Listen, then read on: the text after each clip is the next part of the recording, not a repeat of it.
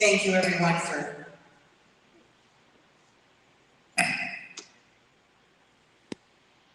Thank you everyone for being here together, united as we are in this community, for the struggles, for the fight for freedom, for the safety and security of our brothers and sisters in the Caribbean, on the islands of Haiti and Cuba.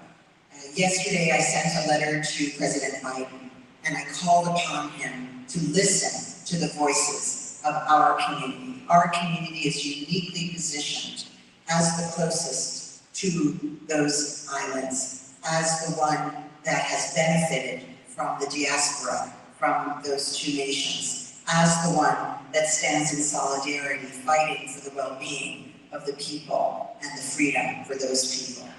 We say to you, Mr. President, we need you to step up. We need you to do what other administrations have not done. We need you to listen to our voices and take concrete actions to protect our neighbors, to protect our shores, to protect the Cuban and Haitian communities here in Miami-Dade and everyone who stands united. There are several important things that you can do, Mr. President, and these will be addressed in more detail. We need your help with communication. Free communication is essential to both of these countries during these difficult times. We need you to make sure that the voices of people in those countries are heard, that they are not squelched, and that human rights are honored in both of these countries. We need your help to promote stability for the people of Haiti who have been for so long fighting for better leadership. And in Cuba, we need you to stand with us to demand liberty and freedom for those fighting for 62 long years. So we're here, we're ready to receive you, we're ready for the conversation, and we're ready for your action. Thank you. Aquí estamos unidos como siempre en la comunidad de Miami-Dade con el apoyo de los líderes electorales y de la comunidad, diciendo que necesitamos el apoyo de nuestro presidente.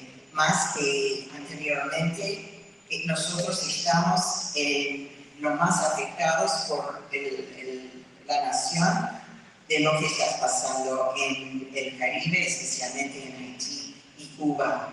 Y también tenemos el liderazgo aquí unidos, que sabemos lo que está pasando y nosotros queremos hablar con el presidente para decir lo que sabemos y lo que es necesario seguir adelante por la seguridad y para la libertad. Y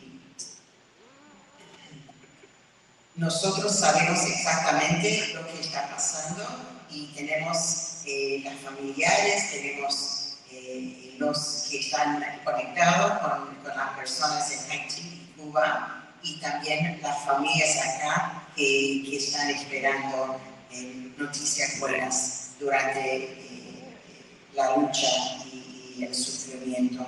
Entonces, unidos, te suplicamos atención y asistencia lo antes posible, especialmente con la comunicación por el internet, con la seguridad y con acciones directas para beneficiar a ellos y a nosotros. Gracias. Before recognizing the mayor of Miami, I want to recognize Ordino, who is the president of the Miami-Dade League of States. Thank you, Mayor. I believe this is an important day. This isn't just about our Haitian brothers and sisters, our Cuban brothers and sisters. This is a cross-section of the elected leaders in Miami-Dade County that have come together to support each other in this time of need. We're one of the most diverse counties in all of America, and certainly one that will be most impacted by these situations. This is about freedom, and we believe we need the United States to intervene and do what it can do to assist in this situation. Thank you. Thank you very much.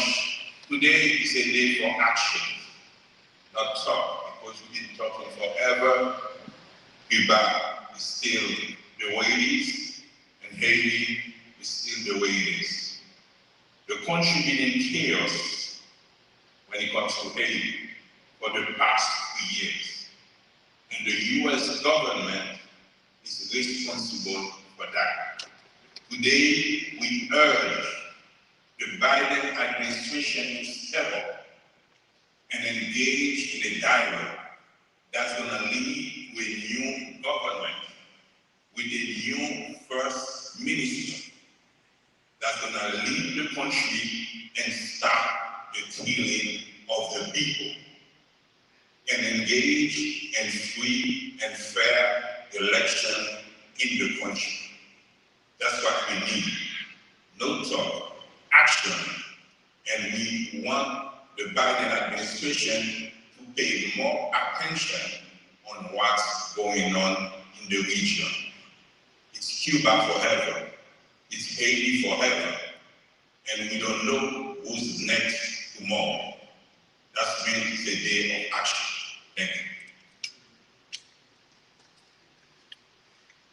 Nous dit que Haïti, son pays qui est en chaos pendant plus passé 2 ans, et nous rend administration, US administration là, responsable pour la situation qui est en Haïti. C'est peut-être ça a demandé président Joe Biden avec l'administration pour step up, pour permettre que bon vrai dialogue en Haïti convienne. On a gagné un premier ministre, un gouvernement qui va empêcher de continuer à mourir en pays et permettre que des fruits d'élections qui faites pour élus capables de venir et redresser la situation pays. Nous n'avons pas besoin d'aucune intervention militaire en Haïti. That's not what we need right now. Si le gouvernement américain passe de pas, then Haïti va tomber dans plus de chaos et nous ne savons pas qui ça va gagner en Afrique. Donc, je dis, son jour pour action, ce n'est pas parler en peu. Merci. Thank you so much. And before opening it up for questions, I just want to conclude by reiterating that we need United States, we need U.S. leadership in the region now. Yeah. We have seen Russia and China not afraid to intervene in conflicts in their own region and have continually intervened in our region. And it's scary to think that the United States is taking such a passive approach when those countries are taking such an active approach. Quiero simplemente concluir diciendo que nosotros que necesitamos liderazgo de los Estados Unidos ahora, hemos visto como países como Rusia y como China han intervenido no solo en su propia región, pero en nuestra región también. Nosotros no podemos hacer pasivos afrontando esas amenazas de esos países tampoco. Gracias. Open it up for questions. English, Spanish. If anyone has questions. Mayor, the couple of days, a lot of my followers, they wanted to go to Cuba to help the people in Cuba. They have hundreds of boats ready with food, ready with water to help the people of Cuba. But because the decree 68, 67, the government of the United States, they don't allow them to go to Cuba. Is any way that you, as a mayors, can help to send the message to the administration to put away this decree and help the people of Cuba? Absolutely. I spoke about this issue last night with Senator Rubio, and he said that right now Miamians can go to Cuba. Their flights are packed every single day with people going to Cuba. What they can't do is they can't stay in hotels, which benefit the Cuban regime. They can go and stay in Airbnb, which is something that's allowed. And so there is sort of a misconception right now that Cubans and Miamians are not allowed to go to Cuba and help and support their brothers and sisters in Cuba. That's happening every single day, and it's full flights.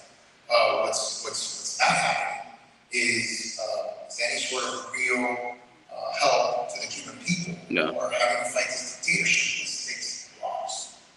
Mayor, esta mañana el régimen en la isla movilizó gente afín a sus intereses en las calles para contrarrestar, para chocar con las manifestaciones populares. En lugar de mostrarse al mundo con una apertura, con una intención al diálogo, lo que genera eso, ¿creen ustedes más combustible al fuego?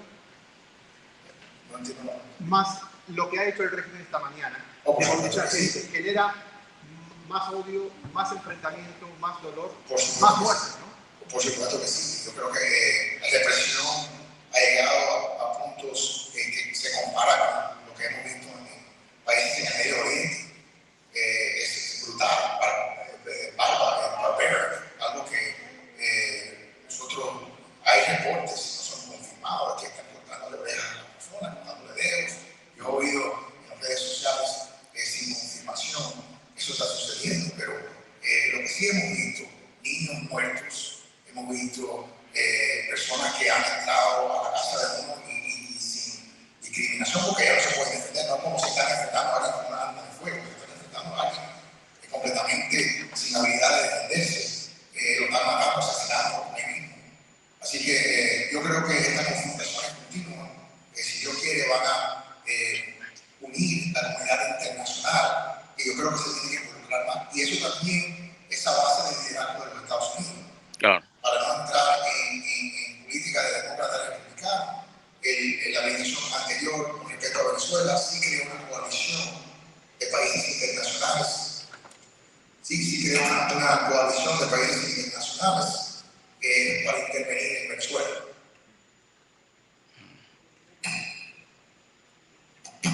Solamente también quiero enfatizar que por eso necesitamos el Internet, porque tenemos que saber lo que está pasando y si no tenemos la información, estamos ciegos. Algo muy importante, muchos están pidiendo intervención en Cuba. Sabemos el caso de Venezuela, el caso de Nicaragua. Ellos tienen internet, pero no han tenido una respuesta de esta administración. En el caso de Cuba, muchos están en las calles hoy por hoy, no pidiendo internet, no pidiendo comida, no pidiendo medicina, pidiendo libertad, que es lo que necesita el pueblo de Cuba. Por eso la llamada de hoy en particular es para recibir el tipo de liderazgo que hemos visto históricamente de los Estados Unidos en varias ocasiones, y también la necesidad del presidente de involucrarse en estos temas directamente, concretamente. Sin llegar a una intervención, ¿qué podría ser? No. La palabra intervención es una palabra interesante, porque tiene todo tipo de significativo, pero la realidad es que siempre hay intervención, o sea, desde el punto de vista de que si nosotros tratamos de restablecer Internet, servicios de Internet, eso es una intervención. Si desde el punto de vista de Cuba, ya van a decir que es una violación de su soberanía. Así que hay varias formas en cual puede haber intervención, pero yo creo que lo importante es que los militares en Cuba se sienten que va a haber repercusiones por las acciones que ellos están tomando. En este momento no creo que ellos se sienten que tienen ningún tipo de miedo sobre lo que están haciendo. Y eso es algo que los Estados Unidos tienen que entrar en esa conversación. Y acuérdate que esto no solo es de Cuba, yo creo que eso es otra parte en cual el grupo este también. Esto afecta a los Estados Unidos, pero afecta a toda la región. Todo el mundo está mirando las acciones o la no acción de los Estados Unidos, jugando a los Estados Unidos. Y los actores provocatorios no van a parar con un país de Cuba. Que si yo veo que los Estados Unidos no actúan, es un mensaje a ellos que ellos pueden continuar a provocar en diferentes partes del mundo. Así que esto es importante, no solo para este tema, es importante para las acciones que toman los Estados Unidos con respecto al mundo.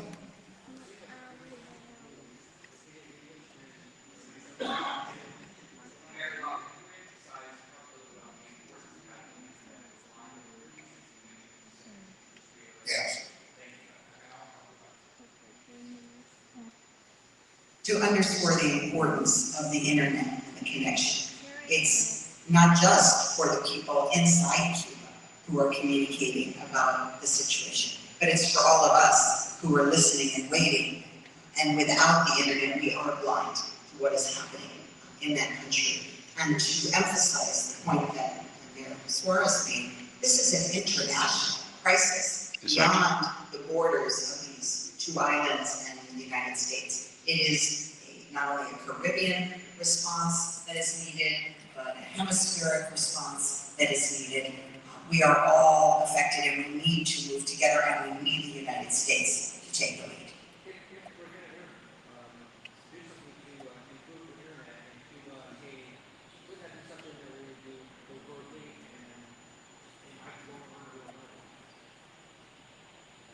Well, efforts are being made through the FCC and elsewhere to explore, but we have to be very sure that those methods of communication will not be sabotaged, will not be taken over and used for other purposes. So it's a very delicate matter, and at this point, we know that the internet has been compromised. And I would agree that it could be done that way, and maybe done that way. I think the question he was asking, and we'll end after this, is the word that you mentioned is sort of a hot button word. But it's a very broad word that has a lot of meaning. And besides the internet in a foreign country, by that foreign country, they're gonna take the position that that's intervention. I think the idea here is that what is happening in Cuba matters in terms of the U.S. leadership in the world. Are those who provoke the United States who are intervening themselves in this hemisphere are watching what we do or don't do to decide what they're going to do in other parts of the world. I think that's also important. I want to end with this. These are not just attacks on Haitians and Cubans. These are attacks on Americans. Yes. This is an attack on our country, and we need to treat it as such. Yes.